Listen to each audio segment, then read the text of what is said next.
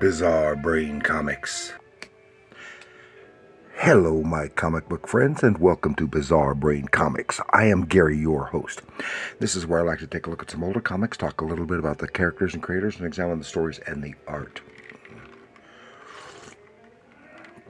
This time around, I've decided that we're going to take a look at a handful of martial arts oriented comic books. I usually do a baker's dozen. Well, this is one more than a baker's dozen. Just had a bunch close together. Got them.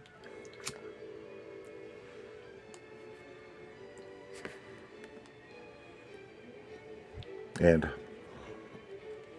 I wanted to start off with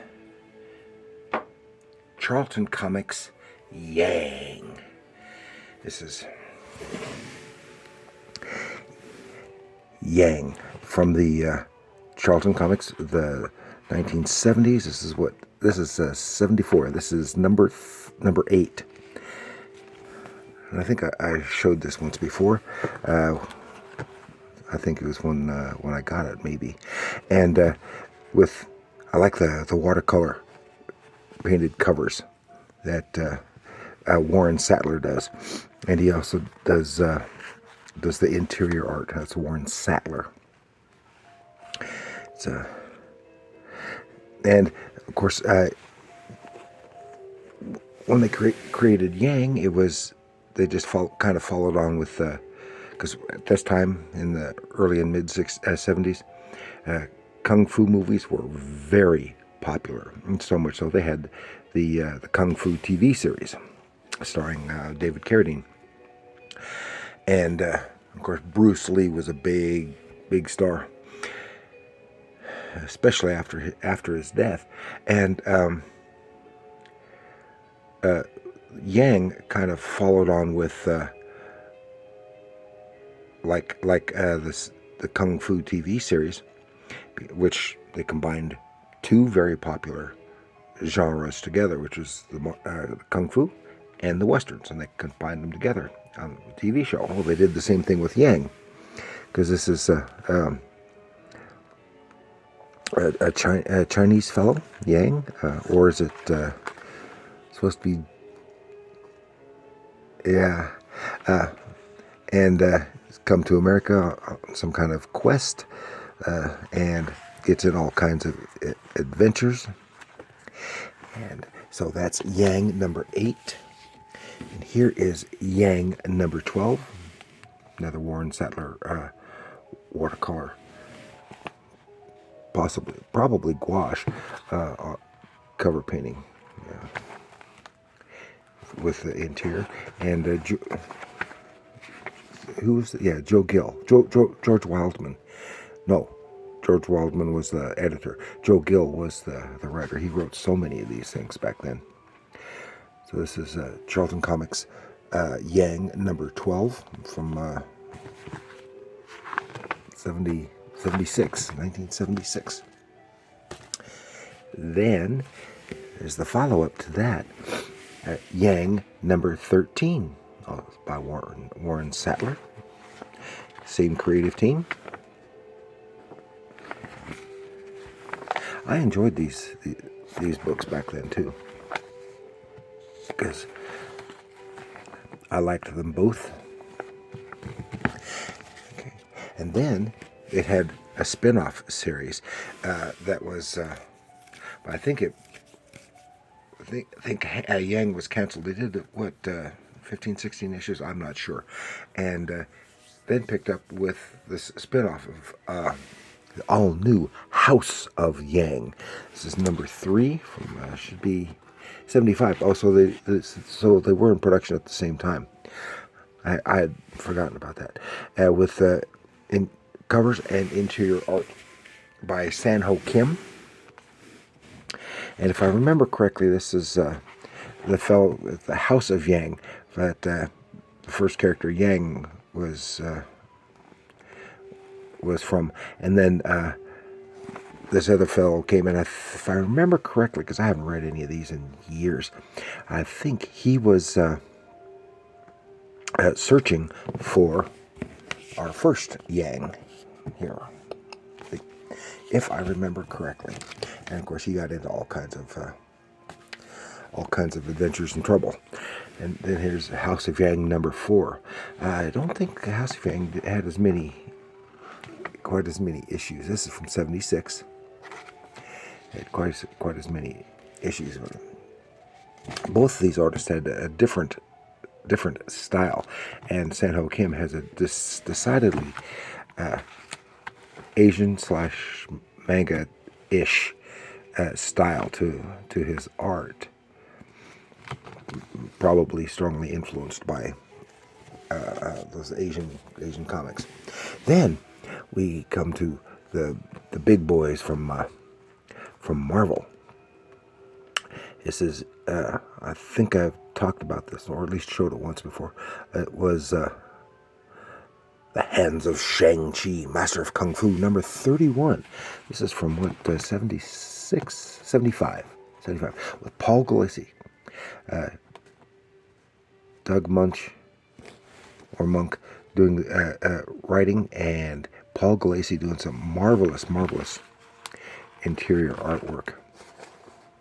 And of course, Paul Gulacy was very strongly influenced by Jim Steranko, and it shows it. And of course, Paul Gulacy's work also inspired other artists. Okay. Then we go to Master of Kung Fu number 40. Says, fury erupts in the murder agency. Explosive martial arts action as the son of Fu Manchu battles the deadly League of Assassins. Murder agency.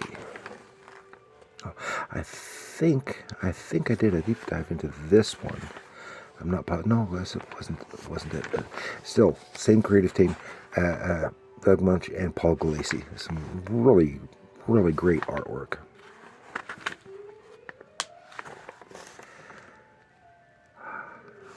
Some marvelous stuff. Then we go to, I did do a deep dive into this one, is The Hands of the Dragon, number 1 from Atlas Comics, origin issue. This is from 1975. But this was the only issue ever produced, or at least ever published, I should say. And who were the creators on this one? Jim Craig did the art, and Ed Ferrari was the writer. And did a respectable job, but even if the story, I don't remember that now, but it had some problems with it. Then we move over to DC with Richard Dragon, Kung Fu Fighter, number 6. I did a deep dive into this particular issue too, as well. Had for the first few issues, I had several different creators, or at least the art team, on it. Mostly people kind of filling in, but then it settled in, and with this is Denny O'Neil with, and this one had Wally Wood doing inks on Rick Estrada's pencils, and he did a really nice job on inking that, and made Rick Estrada's pencils look really nice. Now remember, and Richard Dragon Kung Fu Fighter is where Lady Shiva originated, and she has become a major player in the Batman mythos. As sometimes a frenemy.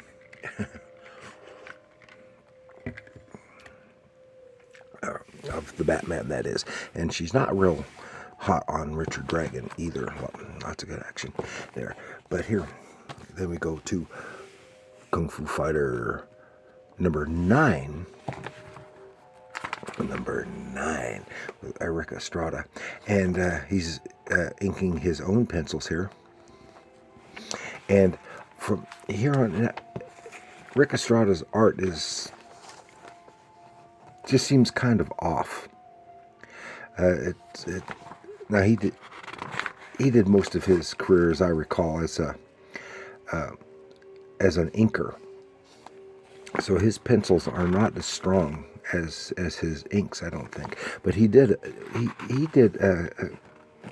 a decent a decent job. And I'm not trying to badmouth him at all. It's kind of off-putting. Doesn't look nearly as nice as it probably could have. That's number 9. Then we have number 10. The same writing. Remember, Richard Dragon was actually created by Denny O'Neil, who wrote this one. Oh, it doesn't say there. Maybe this other one had it. Where based on characters created by Jim Dennis. Jim Dennis was a nom de plume of Denny O'Neil and another writer, I can't remember his name. And they wrote the novel that this comic is based on. Kung Fu Fighter, boy, that's a big boy he's up against there. Denny O'Neil and Rick Estrada and Jack Abel doing the inks. So I think Abel did an able job and on the inks, and made Rick Estrada's pencils look a little bit nicer. Then I go to Kung Fu Fighter number 12. And this is 76. And this is Rick Estrada and Jack Abel as well.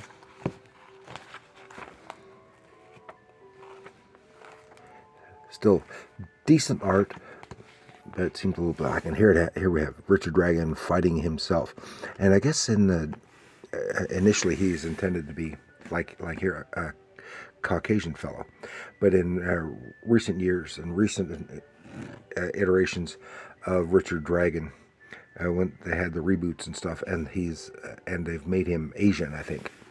At least he was Asian in the Batman Richard Dragon animated kung fu movie.